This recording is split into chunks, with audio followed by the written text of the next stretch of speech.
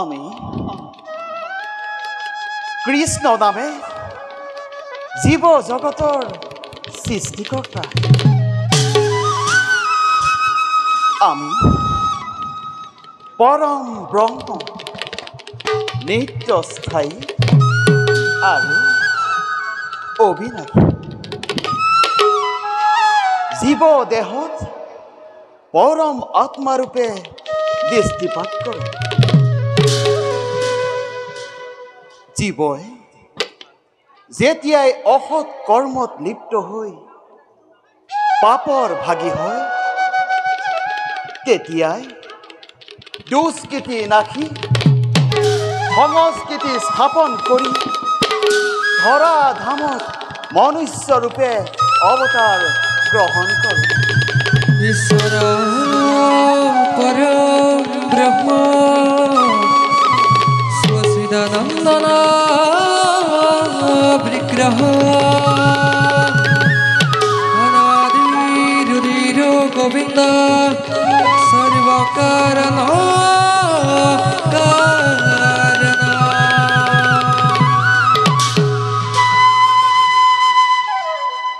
বৰ্তমান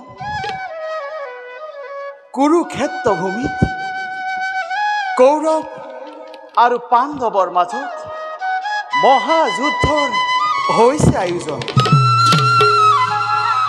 এই যুদ্ধতেই কৌৰৱৰ সেনাপতি হৈ পিতামহ ভীষ্মই হৰশয্যাত পতিত হ'ব লগা হৈছে। আজিৰ যুদ্ধত গুৰু দ্ৰোণাচাৰ্যৰো শেষ হ'ল। কিন্তু আত্ম অভিমানী দুৰ্যোধনৰ অহংকাৰ শেষ নহয়।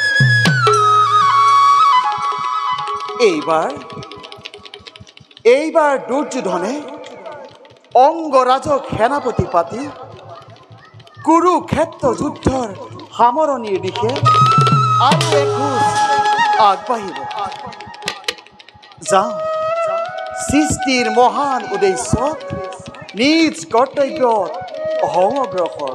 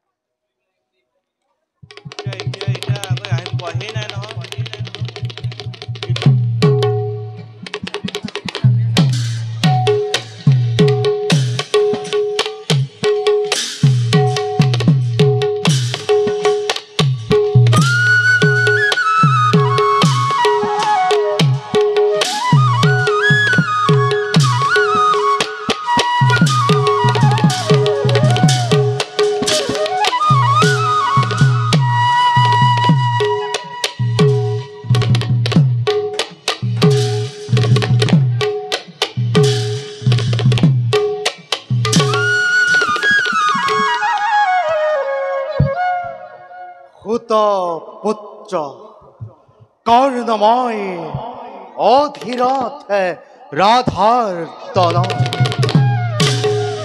হীন নিশ বলি হত সহস্ৰ জনৰ লাঞ্ছনা গঞ্জনা ক্ষীৰপতি লৈ লৈ দিল দিল কৈ কৰিছো মোৰ বৈচিত্ৰ ৰহস্য ৰহস্যৰে মোৰ এই মানবী জীবন শৈশৱতে বুকুত বান্ধি ললো ভাৰতৰ শ্ৰেষ্ঠ ধনুৰ্যুদ্ধৰ দুৰ্বাৰ সপোন সেই উদ্দেশ্যৰে গৈছিলো এদিন মই অসত্য দ্ৰোণৰ কাষে কিন্তু স্বাৰ্থপৰ অসহ্য দ্ৰোণই নিজ কুলৰ নন্দনক অস্ত শিক্ষা প্ৰদান নকৰো বুলি শৈশৱ কোমল বুকুত দিলে যন্ত্ৰণাৰ তীব্ৰকে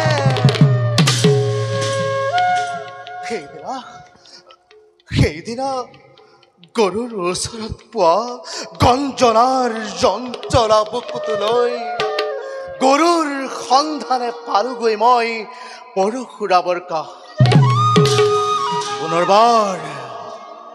পুনৰবাৰ অপমানিত হৈ উভতি অহাৰ ভয়ত নিজৰে পৰিচয় ঢাকি ব্ৰাহ্মণৰ বেশ মই কৰিলো ধাৰণ সেই সত্য গ্ৰহণ কৰি ভেগুৰামৰ ধনুৰ পিত্ত মই কৰিলো প্ৰতিষ্ঠা অৱশেষত মিথ্যাৰ আৱৰণ ভেদি জীৱনৰ শ্ৰেষ্ঠ সময় উপনীত হোৱাৰ আগে জানিব পাৰিলো খোদ মই নহয় সূৰ্যৰ নন্দন মই জ্যেষ্ঠ পাণ্ডৱ খোঁজর নন্দনময় কুন্তের তরয়।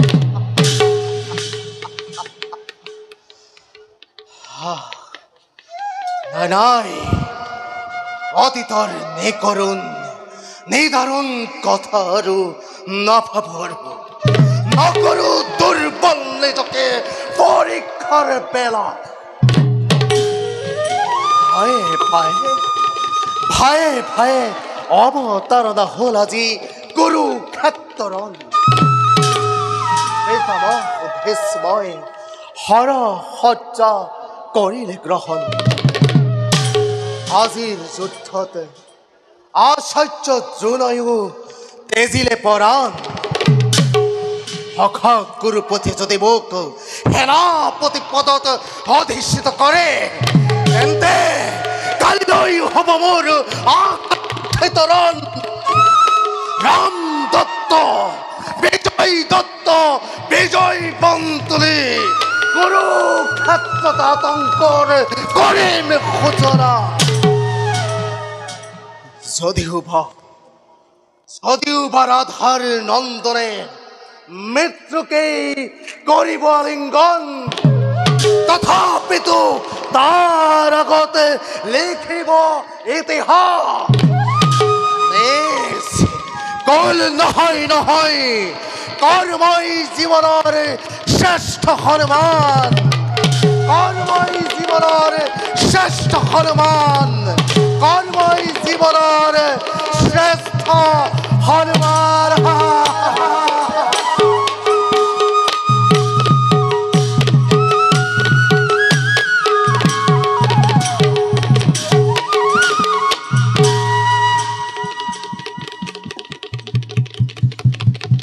কৃষ্ণ জয় ৰাম বোলা জয় হৰি বোলা সবাৰ কৰতে জয় হৰি।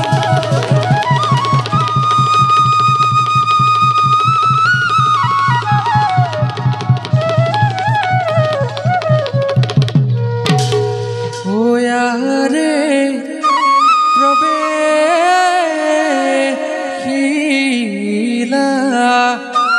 সভাৰ মাজে পাণ্ডৱ গণ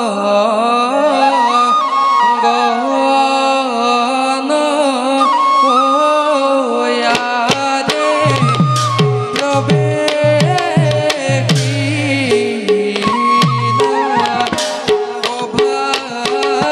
মাজে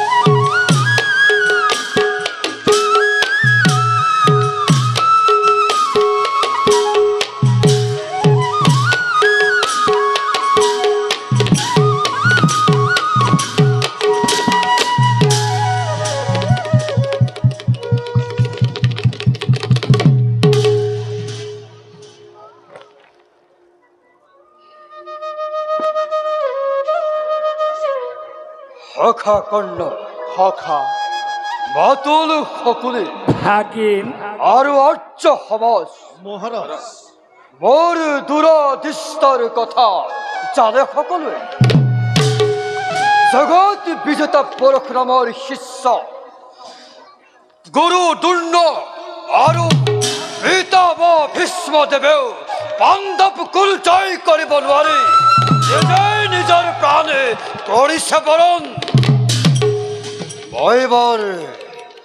মই বৰ আশাবাদী আছিলো যে ভীষ্ম দ্ৰোণৰ হাতত পাণ্ডৱে পৰাজয় স্বীকাৰ কৰিব কিন্তু হৈছে কি কৌৰৱ পৰাজয় বাৰু কওকচোন কোন বীৰৰ সেনাপতিত্বত কৌৰৱে জয় লাভ কৰিব পাৰিব তাৰে এক সৎ পৰামৰ্শ আলোচনা কৰকচোন ইমান চিন্তা কিয় কৰিব লাগে ভাগিন বাবা কৰ্ণ আছে শল্য আছে গুৰুপুত্ৰ ষষ্ঠমা আছে আৰুতো ময়ো আছো ভাগিন এই সকলৰ মাজত যিকোনো এজনক সেনাপতি পাতিলেই যুদ্ধ দপাই চলি থাকিব যুদ্ধ দপাই মোৰ মনেৰেও কৰ্ণক সেনাপতি পাতি যুদ্ধ পৰিচালনা কৰা হওক ভীষ্ম দ্ৰোণই আমাৰ পক্ষে যুদ্ধ কৰিছিল যদিও পাণ্ডৱৰ প্ৰতি স্নেহ ৰক্ষা কৰিহে যুদ্ধ কৰিছিল কৰ্ণ সেনাপতি হলে পাণ্ডৱৰ পৰাজয় অনিবাৰ্য মোৰ মনো কৰ্ণকেই সেনাপতি বৰণ কৰা হওক কি কয় গুৰুপুত্ৰ কেৱল ইমানকে ক'ব পাৰোঁ যে কৌৰৱৰ অন্নৰে প্ৰতিপালিত হৈছে যেতিয়া কুৰুপতিৰ জয়ৰ বাবে যুদ্ধ কৰিব আৰু পিতৃসন্তাৰ প্ৰতিশোধ লোৱা পৰ্যন্ত হাতৰ ধনুষৰ ত্যাগ নকৰে আপোনাৰ ইচ্ছামতে যাকেই সেনাপতি বৰণ কৰে তাত মোৰ কোনো আপত্তি তেন্তে এই সিদ্ধান্তই গ্ৰহণ কৰা হওক কৰ্ণ মোৰ পৰম বান্ধৱ সখা যি কাম আচাৰ্য দ্ৰোণ আৰু পিতামহ ভীষ্মই কৰিব নোৱাৰিলে সেই কাম তুমি কৰিব লাগিব মোৰ ওচৰত আৰু কোনো বিকল্প নাই অহেতুক চিন্তাৰে মন ভাৰাক্ৰান্ত নকৰিব সখা পিতামহ ভীষ্ম আৰু গুৰু দ্ৰোণ সত্যৰ বীৰত্বৰ প্ৰতি মোৰ তিল মানুহ সন্দেহ নাই এই দুইজন বীৰৰ প্ৰতি শ্ৰদ্ধা ৰাখিও আমি কিন্তু এটা অপ্ৰিয় সত্য স্বীকাৰ কৰিবই লাগিব অপ্ৰিয় সত্য অপ্ৰিয় সত্য বয়সে দুয়োৰে যুদ্ধৰ গতি মন্থৰ কৰিছিল তাৰোপৰি তেওঁলোক দুয়োজনে পাণ্ডৱৰ প্ৰতি স্নেহ ৰাখিহে যুদ্ধ কৰিছিল কিন্তু কালিলৈ তৰুণ যুদ্ধৰ প্ৰতিদ্বন্দ্বী হ'ব তৰুণ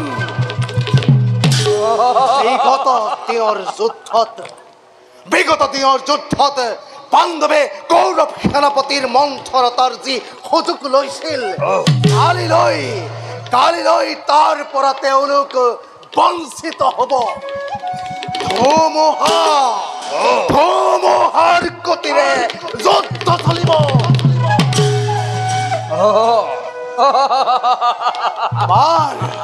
আমাৰ যুৱ শক্তিৰ প্ৰচণ্ড আক্ৰমণত পাণ্ডৱ পৰাজয় নিশ্চিন্ত জানিবা তুমি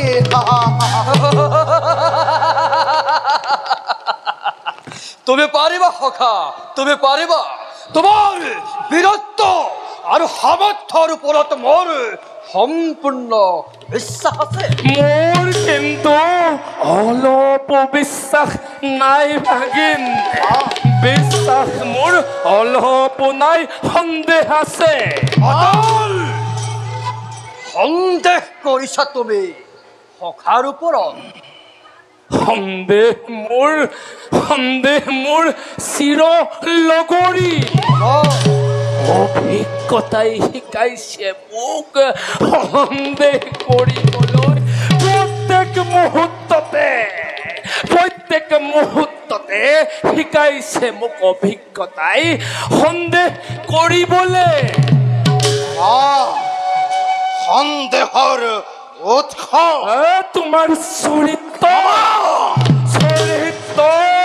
তোমাৰ চৰিত্ৰক ইংগিত কৰি ব্যংগ নকৰিবা মোৰ জ্ঞান মোৰ বিশ্বাস মোৰ আবেগেৰে তেল কৈছো মোৰ চৰিত্ৰ অলংকাৰ সামান্যতম চেকাও পৰিব দিয়া নাই মোৰ চৰিত্ৰত তথাপিতো মই কৈছো সন্দেহ আছে মোৰ সন্দেহ আছে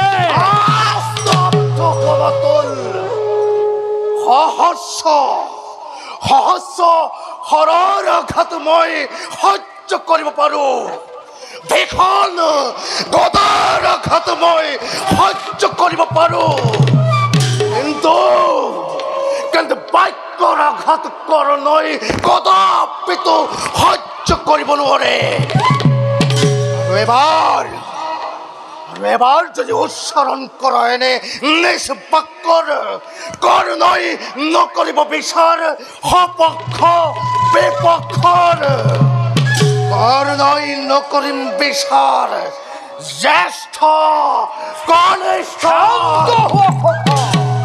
শান্ত হোৱা সংযমৰ প্ৰভাৱে ক্ৰোধৰ বশৱৰ্তী হৈ হঠাৎ উদ্ভৱ হৈ পৰিৱেশৰ কথা পাহৰি যোৱা তোমাৰ ওপৰত মোৰ সম্পূৰ্ণ বিশ্বাস আছে সেই কথা কালিলৈ সত্য প্ৰমাণ কৰিবলৈ তুমি এক সুযোগ পাইছা আৰু সঁচা সেই সুযোগৰ কথা ভাবি তুমি বিশ্ৰাম লোৱাটোৱেই ভাল হ'ব বিশ্ৰাম কৰাকৈ জ্ঞানীজনে কৈ বোধে নিজৰ শৰীৰ আৰু মন হেপিয়া কৰে সখা মন্ত্ৰণা সভাৰ যদি হৈছে সমাপন যাওঁ মই খন্তেকে বেশ্যমৰ যোৱা সখা অধিক মন্ত্ৰণাৰ নাই প্ৰয়োজন মই মোৰ মন্তব্যৰ সমৰ্থনত প্ৰশ্ন কৰিব খোজো অংগৰাজক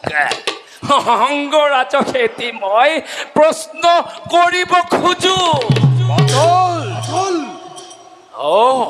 বাৰ তুমি নকৰিবা অৰ্থহাস্য পৰীক্ষা কথাৰ ৰহস্যৰে কি হিত সাধন কৰিব খুজিছা কৌৰৱ পক্ষৰ ভাগিন যি হিত সাধনৰ উদ্দেশ্যেৰে পাণ্ডৱক মই শতবাৰ কৰিছিলো লাঞ্ছনা যি হিত সাধনৰ উদ্দেশ্যেৰে এই কুৰুক্ষেত্ৰ ৰণৰ মই কৰিলো সূচনা সেই হিত সাধনৰ উদ্দেশ্যেৰে এটি প্ৰশ্ন কৰিব খোজো অংগৰাজক এটি মই প্ৰশ্ন কৰিব খোজো বাহু বলে বুদ্ধি হলে সেই অংগৰাজ যিমানেই প্ৰখ্যাত তাতকৈ দুগুণ প্ৰখ্যাত তেওঁ দানবীৰ বুলিহে এই কথা সৰ্বজন বিদিত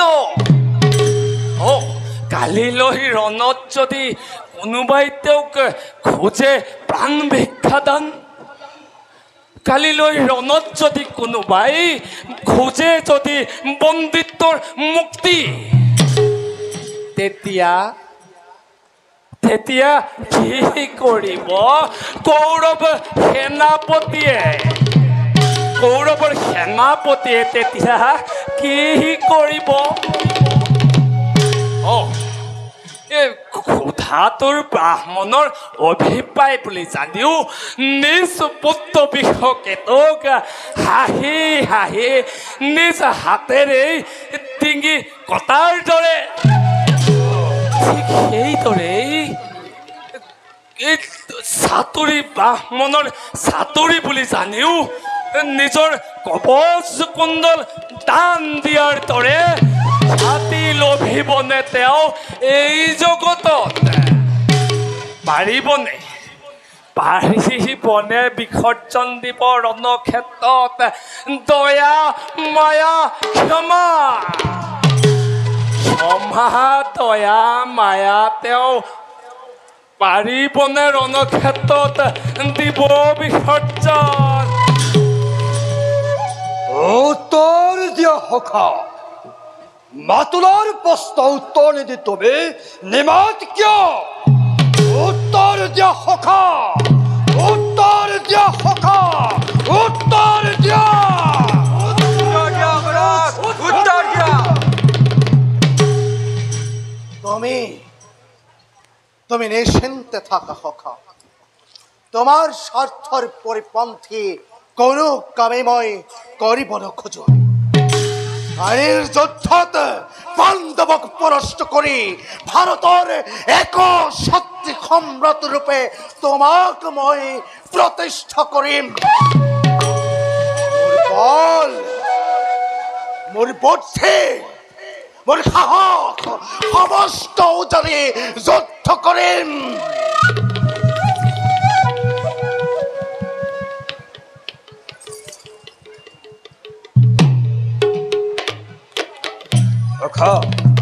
তোমাৰ এই প্ৰতিশ্ৰুতিত মই অতি সন্তুষ্ট যদিহে সন্তুষ্টি লৈছে মোৰ প্ৰতিশ্ৰুতি দানতে দিয়া সখা মোক স্নেহালিংগন তোমাৰ প্ৰতিশ্ৰুতিত মই সন্তুষ্ট লাভ কৰিছো যোৱা সখা বিশ্ৰামৰ হেতু ভাল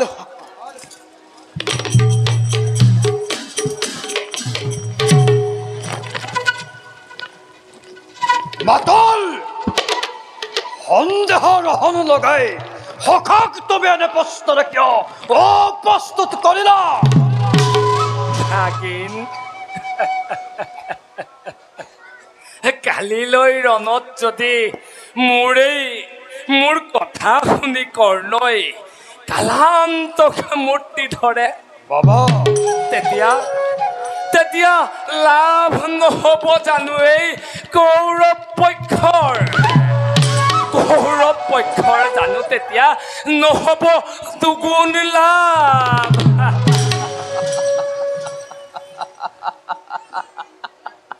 পৃথিৱী হৃদয় ৰক্তাক্ত হোৱাজনেহে পৃথিৱী ৰক্তাক্ত কৰিব পাৰে শৰীৰত মনত চূড়ান্ত ক্ৰোধ থাকিলেহে মানুহ লিপ্তই হ'ব পাৰে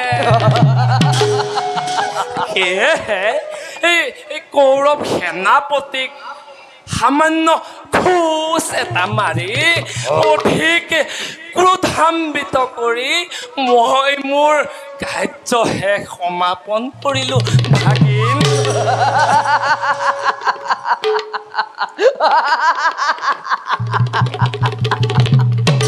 বাতুল পুনৰ তোমাৰ বাক্যত যে চাতুৰ্যৰে প্ৰমাণ কৰিলা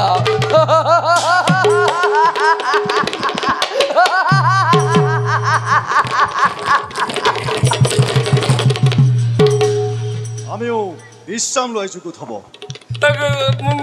বিশ্ৰাম কক্ষলৈ যোৱাত দেৰি কৰিছা ভাগিন মাতুল তুমি দেৰি অনিদ্ৰাজনিত কাৰণত যদি তোমাৰ শক্তি ক্ষয় হয় তেন্তে কালিলৈ তুমি ভীমৰ সন্মুখীন হ'বা কেনেকৈ হ'বা তুমি ভীমৰ সন্মুখীন মোৰ পৰাক্ৰমৰ প্ৰতি ভেদ নহওঁ মাতুল ভীমৰ লগত যুদ্ধ কৰিবলৈ নিৰ্দাহীনতা মোৰ কেতিয়াও হেঙাৰ নহয় একোদৰ একোদৰ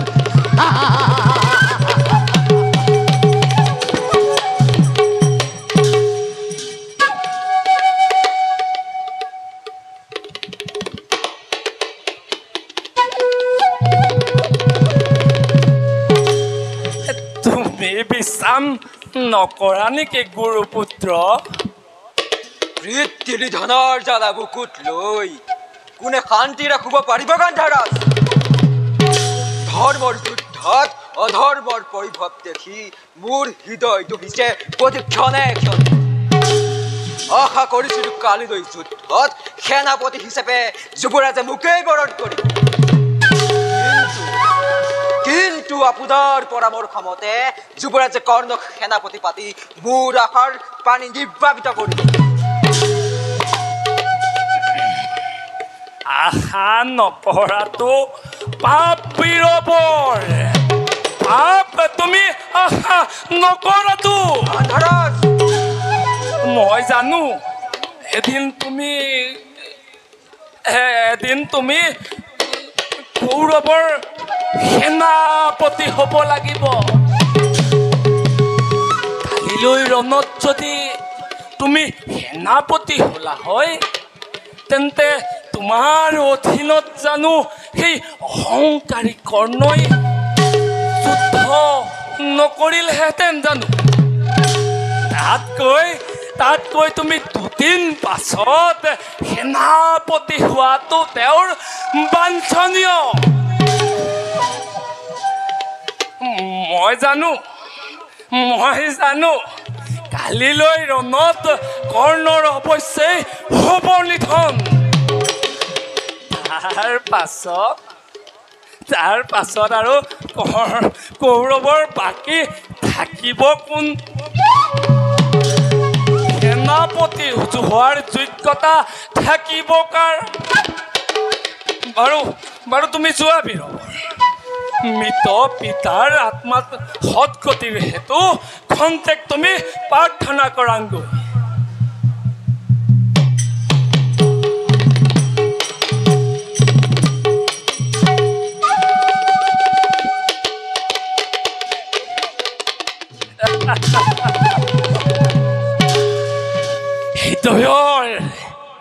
হৃদয়ৰ দাবান হত হেতিকৈ পতংগ চাপ দিছে।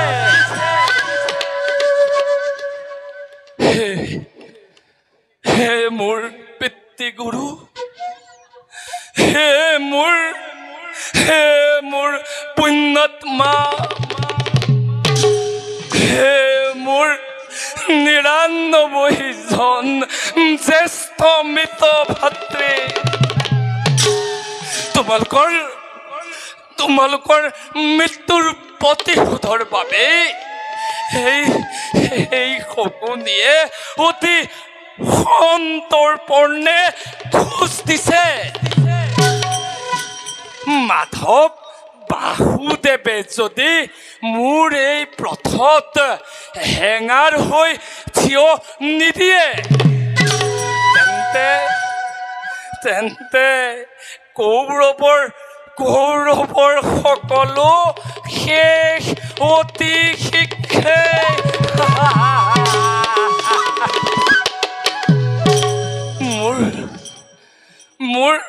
মোৰ বাহুবল নাই,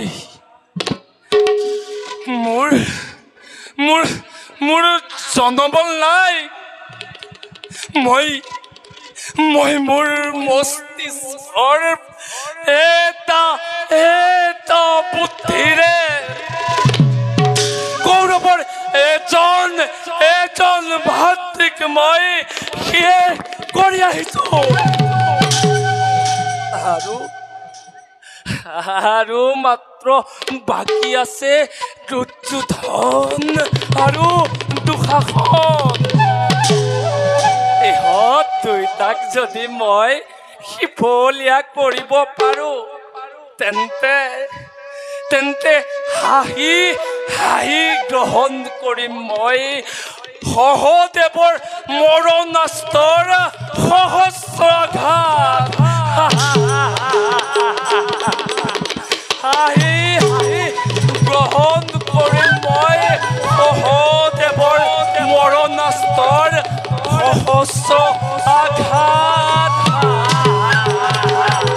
হাঁহি হাঁহি গ্ৰহণ কৰিম মই সহদেৱৰ মৰণাস্ত্ৰৰ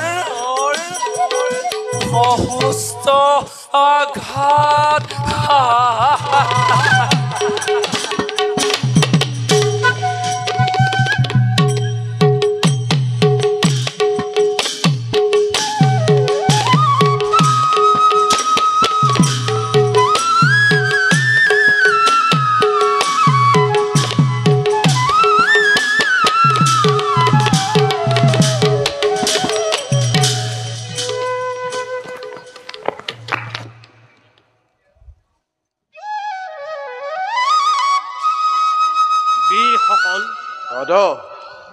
আজি যুদ্ধত গুৰু দ্ৰোণাচাৰ্য পতন হ'ল কিন্তু ই আমাৰ জয় নহয় ই যে মোৰ নৈতিক পৰাজয় গুৰু দ্ৰোণাচাৰ্য প্ৰচণ্ড আক্ৰমণৰ পৰা পাণ্ডৱক ৰক্ষা কৰিবলৈ মই মিথ্যা আশ্ৰয় ল'লো ধৰ্মৰাজ আপুনি এইটো গুৰুদেৱক কৈছিল অস্বস্থমা হত কিন্তু ইতি গজ গুৰুদেৱে যেন মোৰ বাক্য সম্পূৰ্ণকৈ শুনা নাছিল সঁচাকৈ অস্বস্থমা নিহত বুলি ভাবি গুৰুদেৱ শোকতে ভাগি পৰিছিল আৰু ধনত থুতৰি থৈ শোকাকুল হৈ থকা সময়ত অৰ্জুনে ধনুগুণ কাটি দিছিল আৰু সেই সুযোগতে ধৃষ্টদ্যুম্নই আমাৰ পৰম আৰাধ্য গুৰুদেৱক শিৰচ্ছেদ কৰি প্ৰতিজ্ঞা পূৰণ কৰিলে আমাৰ পৰম আৰাধ্য নহয় ধৃষ্টদ্যুম্নই শিৰচ্ছেদ কৰিছে আমাৰ পৰম শত্ৰু কৌৰৱ সেনাপতি হয় দাদা তোমাৰ ধৰ্মৰ কথা অতীতৰ পৰা বহুত শুনিলো নতশিৰে পালন কৰি আহিছো তোমাৰ সকলো আদেশ যে আদেশ তুমি ধৰ্মৰ নামত দিছিলা আজি তোমাকে এটা কথা সোঁৱৰাই দিব খুজিছো যে নীতি আৰু ন্যায়ৰ পৰম্পৰাৰে মানুহৰ মন জয় কৰিব পাৰি সঁচা কিন্তু যুদ্ধ জয় কৰিব নোৱাৰি দাদা সত্যৰ দুখতে সুখ প্ৰকাশ কৰাত মই পক্ষপাতিত নহয় এই যদি কৰিব লাগে কান্দিবই যদি লাগে তেন্তে আমাৰ পৰম মিত্ৰ ধ্ৰুপদ ৰাজাৰ মৃত্যুতে সকলোৱে দুখ প্ৰকাশ কৰা কাৰ্তিকৰ দৰে পাৰ্থপুত্ৰ বীৰ অভিমন্যুৰ মৃত্যুতে বকুৱাই কান্দোনেৰে ৰোল তোলা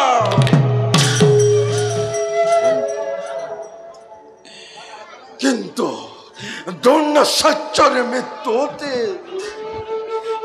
এটোপাল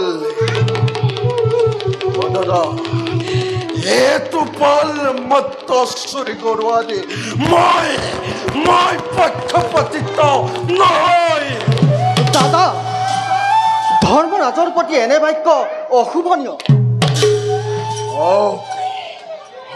অশোভনীয় ধৰ্মৰাজৰ এনে আচৰণ কি শুভ নহৈছে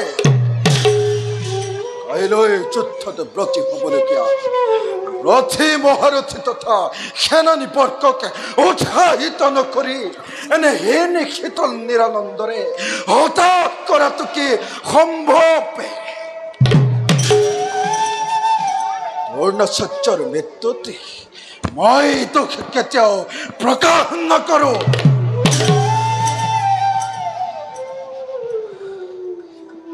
শান্ত হোৱা দাদা মিছাতে অশান্তিৰ সৃষ্টি নকৰিবা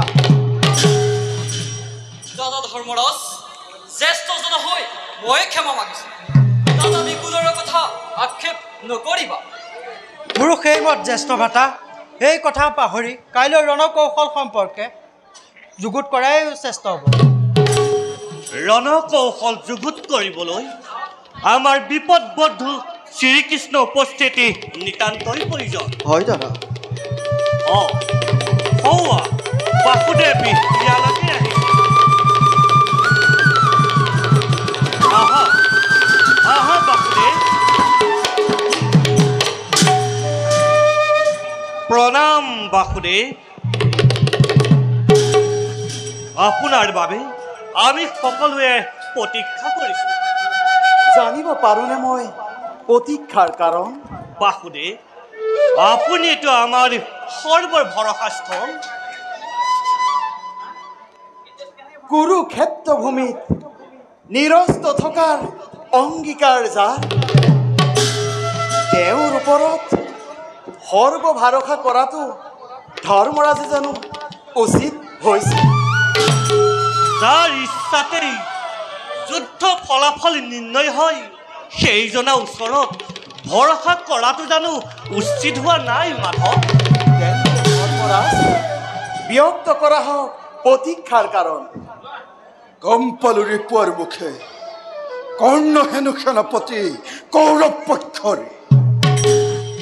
আৰু পৰিকল্পনা কৰিছে পাণ্ডৱ বন্দীৰ বাসুদেৱ কালিলৈ পাণ্ডৱক বন্দী কৰি লঘু লাঞ্ছনাৰে অপমানিত কৰিব কৰ্ণই নিজ সুতপুত্ৰৰ ইমান দম্ভ কালিলৈ যুদ্ধত সেই দম্ভ নাশ কৰি কৰ্ণবধৰ প্ৰতিজ্ঞা মোৰ কৰিম পালন অকল ইমানেই নহয় পাৰ্থ কৰ্ণই দুৰ্যোধনক আশ্বাস দিছে কালিলৈকে অন্ত পেলাব কুৰুক্ষেত্ৰ ৰণৰ আৰু বিজয়ৰ মুকুট পিন্ধাই দিব দুৰ্যোধনৰ শিৰত ৰথত তোমাক সাৰথি কৰি হাতত গান্ধীপ ধৰি এই অৰ্জুনে কি চাই থাকিব কৰ্ণৰ বিজয়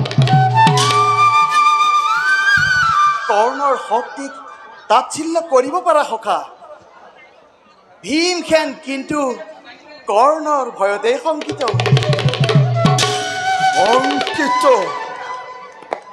দ্বিতীয় পাণ্ডৱেই বিকুদৰ শংকিত শতপুত্ৰ কৰ্ণৰ ভয়তে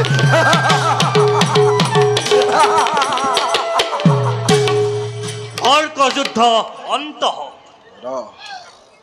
মন্ত্ৰণা কক্ষত সকলো সমবেত হৈছোঁ যেতিয়া আগন্তুক ৰণ সম্পৰ্কে আলোচনা কৰি কাইলৈ যুদ্ধৰ বাবে সেনাপতি মনোনীত কৰা হওক বাসুদেৱ ধৰ্মৰাজ আপোনাৰ পৰামৰ্শই কৃতাৰ্থ কৰক কালিলৈ কৌৰৱৰ সেনাপতি হ'ব কৰ্ণ আৰু কৰ্ণই ভাবিছে তেওঁৰ বিপৰীতে পাণ্ডৱে সেনাপতি পাতিব সখা অৰ্জুনক এতিয়া আমাৰ প্ৰধান কৰ্তব্য হ'ল কৰ্ণৰ সেই ধাৰণা ভুল প্ৰমাণিত কৰা অৰ্জুনৰ ৰণৰ কৌশলৰ কৰ্ণৰ যি সাম্যক ধাৰণা আছে সেই ধাৰণাকে ভিত্তি কৰি কালিলৈ ৰণকৌশল প্ৰস্তুত কৰিব কৰ্ণই আৰু আমাৰ জয় হ'ব নিশ্চয় তেন্তে কালিলৈ যুদ্ধ নেতৃত্ব দিব কোনে যোগ্যজনৰ ওপৰতেই সেই ভাৰ অৰ্পণ কৰিব লাগিব আৰু কওকচোন বাসুদেৱ ধৰ্মৰাজ আপুনি বা কাকে যোগ্য বুলি ভাবে যিজনে আপোনালোকক নানান বিপদত উদ্ধাৰ কৰি আহিছে যাক যুদ্ধ ক্ষেত্ৰত কালন্তক জম বুলি জানে সেইজনেই পৱন পুত্ৰ ভীমসেন তেন্তে সেই হওক বাসুদেৱ কালিলৈ যুদ্ধৰ বাবে ভীমসেনকে সেনাপতি বৰণ কৰা হওক আদেশ শিৰোধাৰ্য মহাৰাজ জয় জয় সেনাপতি ভীমসেন জয় জয় সেনাপতি ভীমসেন জয় বীৰসকল, তেন্তে সকলোৱে শ্ৰী হৰি নাম স্মৰণ কৰি ৰণযাত্ৰা কৰা হওক। জয় শ্ৰী হৰি, জয় জয় শ্ৰী হৰি, জয় জয় শ্ৰী হৰি। জয়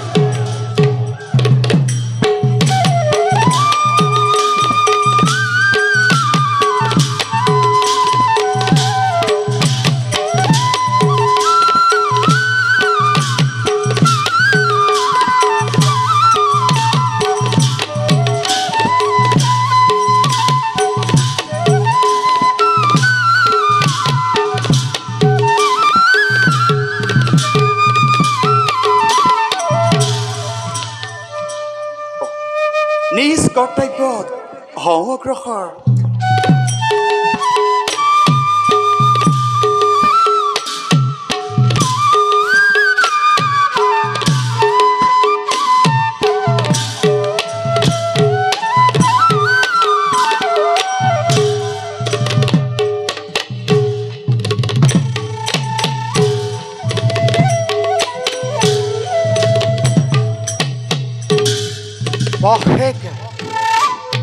পশেকে পাৰ হ'ল কুৰুক্ষেত্ৰ যুদ্ধৰ। শৈশৱৰে পৰা সুত পুত্ৰ বুলি হীন নিজভাৱে জীৱন যাপন কৰা কৰ্ণ কালিলৈ কুৰুক্ষেত্ৰ যুদ্ধৰ প্ৰধান সেনাপতি। কালিলৈ প্ৰত্যুষতে মোৰ এই সেনাপতিত্বত কুৰু সেনাই যুদ্ধ কৰিব। শৈশৱৰে পৰা কৰা মোৰ যি কল্পনা, গভীৰ প্ৰতীক্ষাৰ কালিলৈ অন্ত পৰিব। এই যুদ্ধতেই নিশ্চিত হ'ব কৰ্ণৰ ভৱিষ্যত। এই যুদ্ধতেই নিশ্চিত হ'ব ভাৰতৰ শ্ৰেষ্ঠ ধনুৰ্যোদ্ধা কোন। সুত পুত্ৰ কৰ্ণ নে মধ্যম পাণ্ডৱ অৰ্জুন? হে বিশ্ব চৰাচৰ, হে মোৰ পিতৃদেৱতা, কৰ্ণক সৰ্বশক্তি প্ৰদান কৰা। ব্ৰহ্মশাপ ঋষি সাপৰ পৰা উদ্ধাৰ কৰা নাৰায়ণ, উদ্ধাৰ কৰা।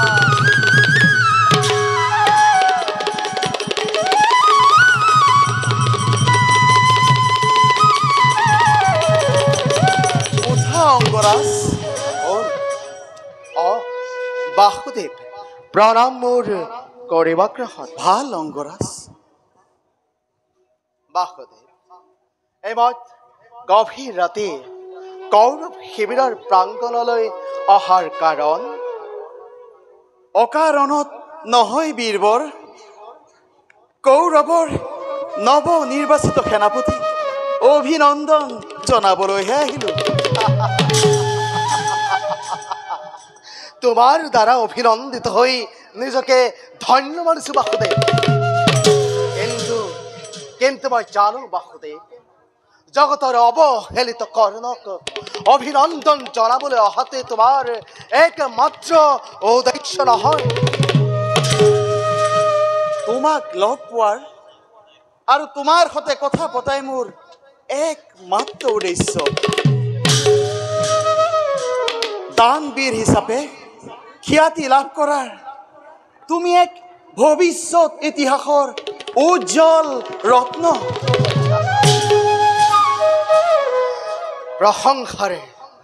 প্ৰশংসাৰে উপচাই মোক অস্বস্তি নকৰিবা বাসুদেৱ।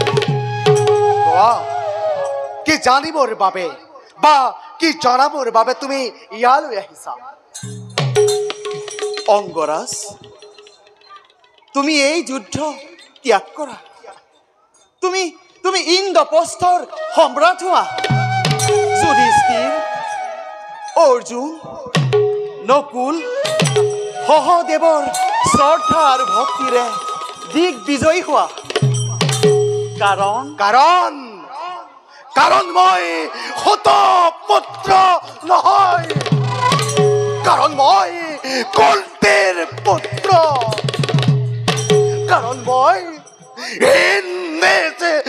অধীনত ৰাধাৰ তৰাই নহয়। মই ভাৰত বন্দিতা মহিয়সী কুন্তীৰ জ্যেষ্ঠ সন্তান।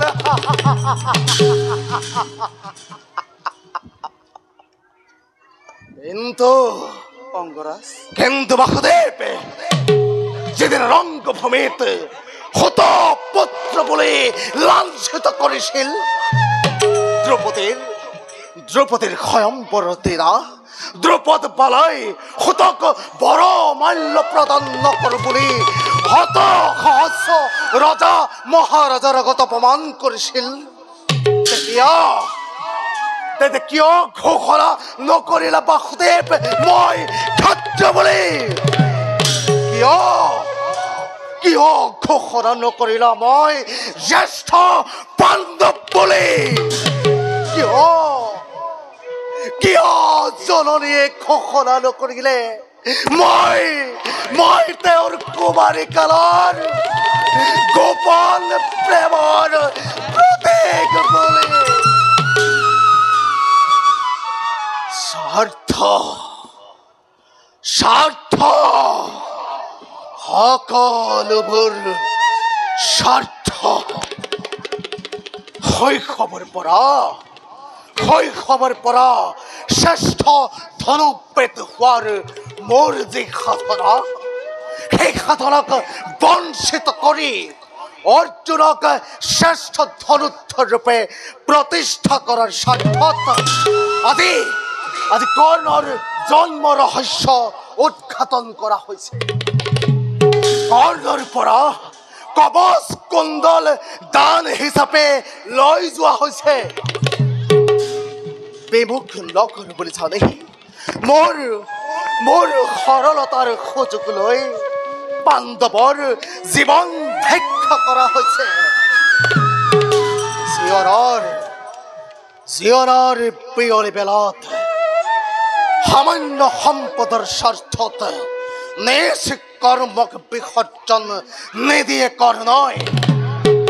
যিমাত্ৰ অলপ গৌৰৱ আছে তাকে লৈ কৰ্ণই হীনভাৱে জীৱন যাপন কৰিম। অংগৰাজ, তেন্তে তুমি যুদ্ধ ক্ষেত্ৰত পাণ্ডৱক বধ কৰিবা? নকৰো বাসুদেৱ। অৰ্জুন ব্ৰতেত বাকী 4 পাণ্ডৱক বধ নকৰো বুলি সৌসিদিনা যমুনা তীৰত মাতৃৰ চৰণ চুই প্ৰতিজ্ঞাবদ্ধ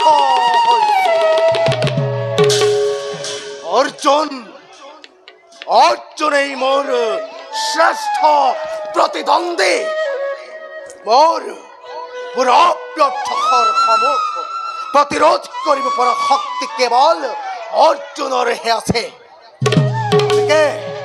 গতিকে এই যুদ্ধত হয় অৰ্জুন বধ, নহয় কৰ্ণবধ।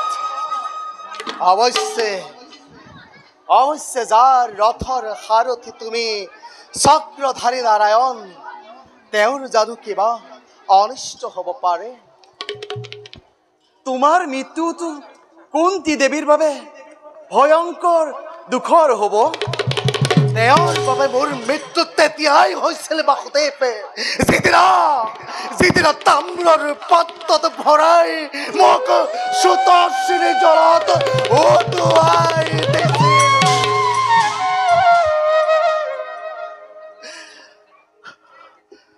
অংগৰাজ, বাসুদেৱ, সেয়া সামাজিক গৰিহণাৰ পৰা ৰক্ষা পোৱাৰ এক কৌশল আছিল।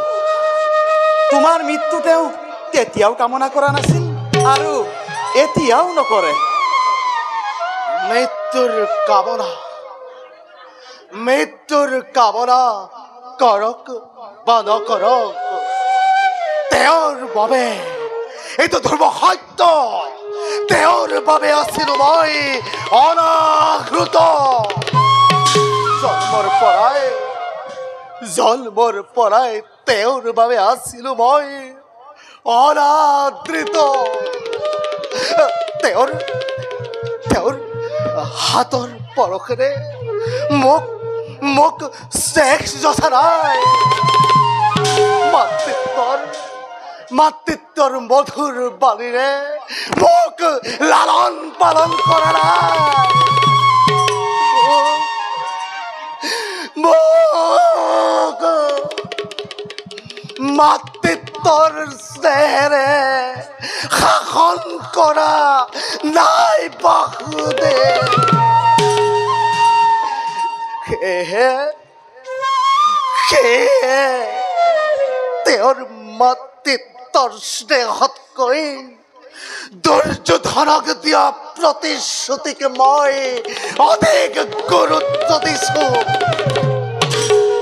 ইন্দ্ৰপ্ৰস্থৰ সম্ৰাট হ'বলৈ তুমি কৰা অনুৰোধতকৈ দুৰ্যোধনক দিয়া বন্ধুৰ প্ৰতিশ্ৰুতিক মই অধিক গুৰুত্ব দিছো বাসুদেৱ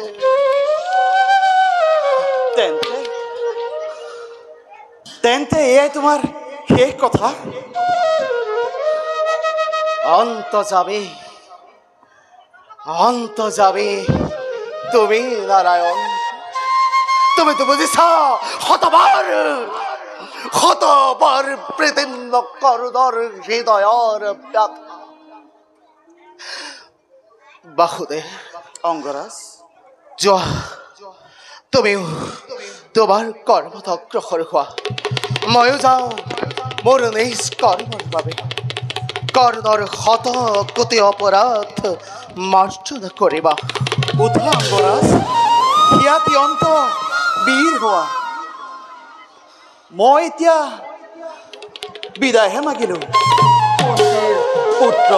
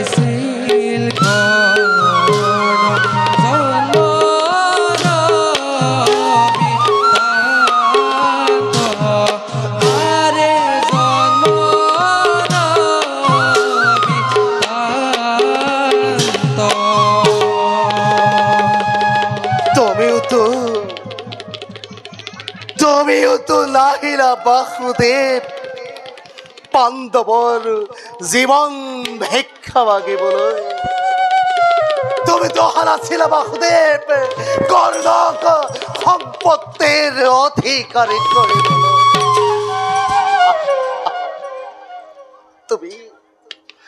তুমিনো কি কৰিবা নাৰায়ণ যাক স্বয়ং জন্মদাতী মাতৃয়েও যাৰ জন্মদাতী মাতৃও পুত্ৰৰ লাঞ্ছনা গঞ্জনা দেখি এবাৰো তেওঁৰ হৃদয় কঁপি উঠা নাই মাথো সিদিনা যমুনাৰ তীৰত পাণ্ডৱৰ জীৱন ভিক্ষা মাগিবলৈ আহি কৈ গল কৰ্ণৰ জন্মৰ কাহিনী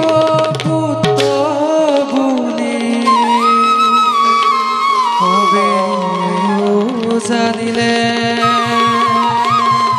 কৰ্ণময় কুন্তীৰ নন্দ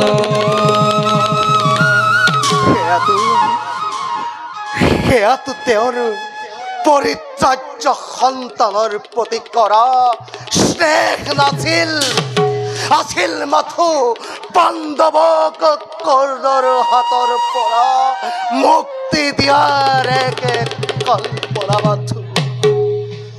যাওঁ যাওঁ, হীন কৰ্ণই হীনভাৱে জগতত কৰিব জীৱন, হীন কৰ্ণই হীনভাৱে জগতত কৰিব জীৱন।